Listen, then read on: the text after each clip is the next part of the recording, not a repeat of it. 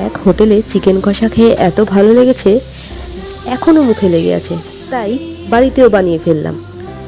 প্রথমেই তেলের মধ্যে রসুন কুচি, গোটা জিরে, গোটা গরম মশলা, তেজপাতা ফোড়ন দিয়ে দিয়েছি। আর তেলের মধ্যে অবশ্যই চিনি দিতে হবে। আর এখানে আমি দিয়ে দিলাম জিরে বাটা, আদা রসুন বাটা, লঙ্কা বাটা। এরপরে দিয়ে দেবো আলু। এরপরে যাবে হচ্ছে মাংসটাকে আমি গরম জল, ভিনিগার, লবণ দিয়ে ভালো করে ধুয়ে নিয়েছি, কারণ মাংসের মধ্যে একটা বাজে গন্ধ করে, দেখেই খেতে ইচ্ছে করছে। এখনও আরও হবে, তবে হোটেলের মাংসের কালারটা না আর একটু ডার্ক ছিল, মানে কালো টাইপের ছিল, কিন্তু খেতে যা দুর্দান্ত ছিল, এখনও মুখে লেগে আছে।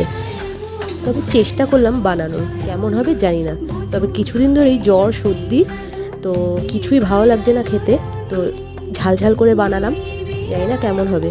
আর আমার ভিডিওটা যদি ভালো লেগে থাকে তাহলে ছেড়ে যাওয়ার আগে সাবস্ক্রাইব।